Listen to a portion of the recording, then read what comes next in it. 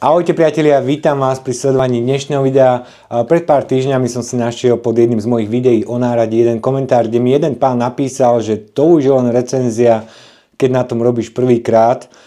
Priznám sa, ten pán mal z časti aj pravdu, ale moje videá o nárade sú také, že si to nárade rozbalíme, ukážeme si obsah balenia, popíšeme si ho, odskúšame si ho, ako pracuje.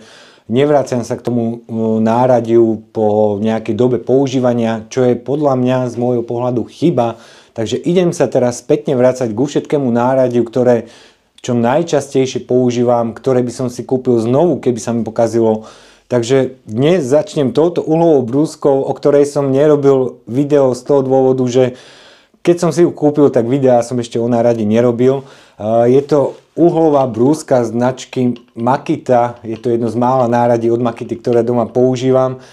Má označenie, tuším, 9050R, presne vám to napíšem sem. A teraz som ju najčastejšie využíval pri mojich projektoch, kde som si veľa rezal betónovú dlažbu, aj tie zatráňovacie dlažby. Takže je teraz ešte taká zafúlaná od roboty, takže idem si ju vyčistiť a pôjdeme si ju popísať, pozrieme sa na ňu, odmeriame si, aké sú otáčky, pozrieme sa, v akom stave sú uhlíky.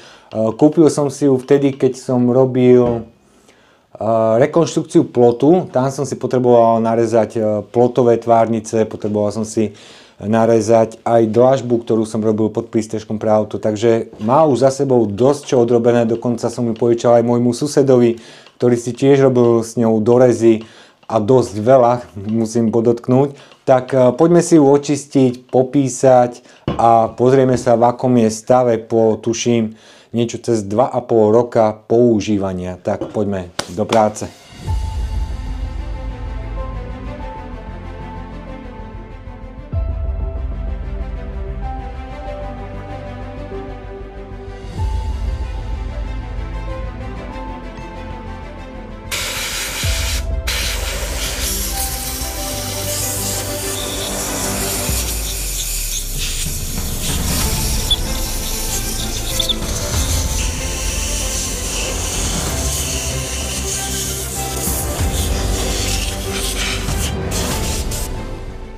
Uhlovú brúsku už mám vyfúkanú od toho prachu, ktorý tam bol. Čo sa týka starostlivosti, tak priznám sa, veľmi som sa o ňu nestaral.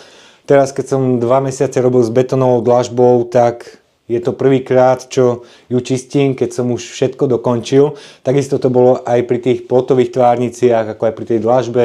Až keď som mal všetko hotové, vtedy som si ju očistil a uskladnil. Čo som nespomenul, na tejto uhlovej brúske mám 230 kotúč. Kúpil som si ju na základe toho, že chcel som si kúpiť uhlovú brúsku 230 z potravín, ale odhovoril ma od nej môj sused, ktorý ju niekoľkokrát reklamoval.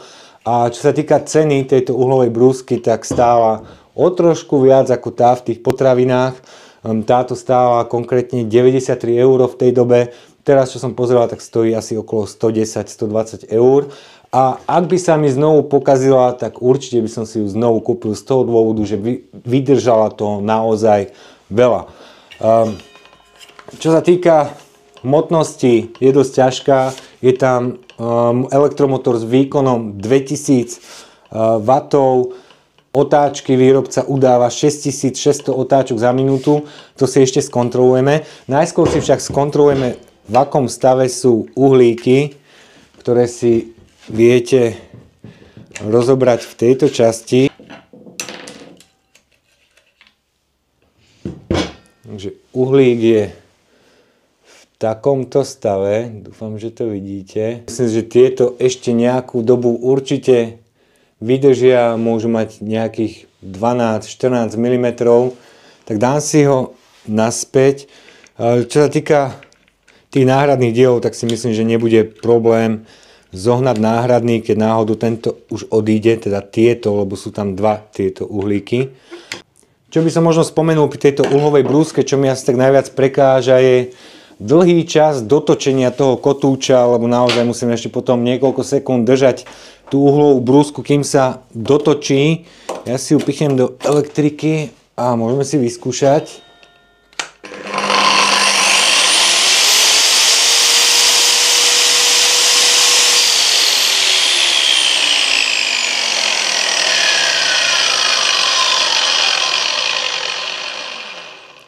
Takže nemáte tam žiadnu brzdu. A čo sa týka aj tej hlučnosti, tak je dosť vysoká.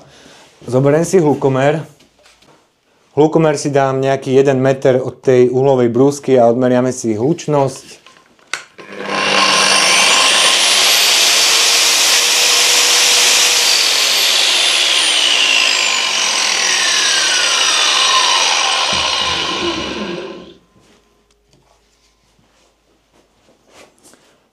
Nameralo necelých 105 decibelov, čo je myslím, že celkom už dosť. Takže určite používajte nejaké chrániče sluchu. Teraz si skontrolujeme otáčky. Výrobca udáva 6600 otáčok za minútu. Tak poďme si pozrieť otáčky.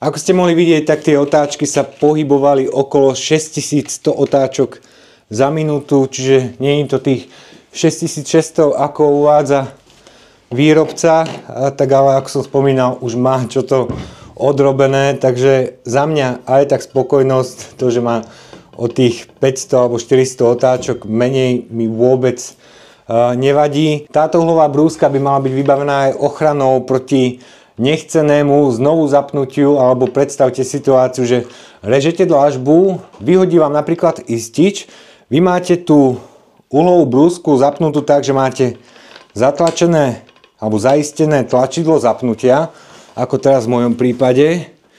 Tlačidlo mám zatlačené, zaistené, tak to sa odistí. Teraz tam vidno nulu, zaistím si. Takže tlačidlo je teraz stále zatlačené. Mám tu pripravený predĺžovák s vypínačom, kde si vypnem počas rezania tú uhlovú brúsku. Takže zapnem si šťavu.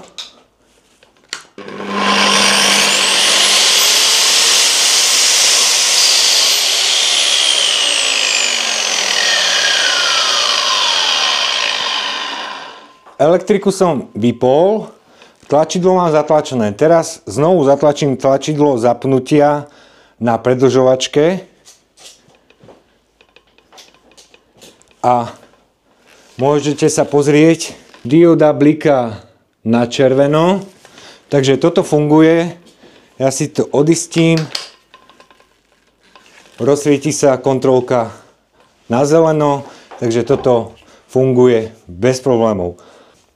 Čo sa týka materiálov, ktoré boli použité na výrobu tejto uhlovej brúsky, tak za mňa spokojnosť. Rukoveď je pogumovaná, ako môžete vidieť, nikde nie je vydratá, všetko je pekne tam, kde má byť, ako je to trošku zaprášené. Aj tie plasty, ako môžete vidieť, už to dostalo, čo to zabrať. Aj tieto kovové časti.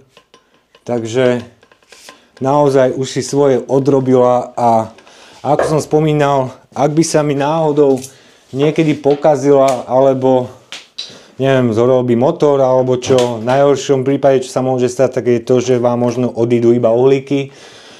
Tak ak by sa mi niečo podobné stalo, tak buď by som si ju dal opraviť, alebo by som si kúpil takú istú za tú cenu tých 100 eur. Mať uhlovú brúsku s 230 kotúčom, s ktorou si môžete dovoliť robiť úplne všetko. Za mňa je to výhodná kúpa a určite by som išiel do tohto znovu. Tak milí priatelia, ak sa vám toto dnešné video páčilo a chceli by ste aj podobné videá o mojom náradi, ktoré už dlhšiu dobu používam, mám tam napríklad hornú frézu, ktorú používam už asi 6 rokov, takže na ňu sa asi čoskoro pozrieme. A postupne sa budeme vracať ku všetkému náradiu, ktoré sme si ukazovali, ktoré používam a s ktorým som veľmi spokojný a určite by som vám ho odporúčil. Takže to je z dnešného videa všetko. Ďakujem za pozrietie tohto videa. Ak sa vám video páčilo, budem rád, keď dáte like na toto video. Ak neodberáte náš kanál, kliknite na odber, ktorý je tu a nejaké ďalšie videá si môžete pozrieť tu. Ahojte a vidíme sa na budúce.